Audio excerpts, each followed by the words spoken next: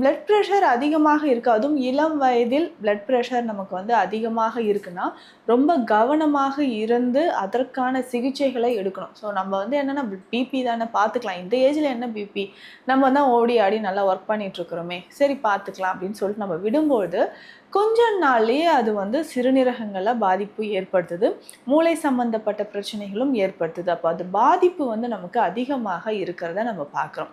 So இந்த மாதிரி இன்னும் ஒரு சிலருக்கு என்னென்னு பார்த்தோம்னா மைல்டாக ஏதோ ஒரு சிம்டம்ஸ் தெரிஞ்சுதுங்க.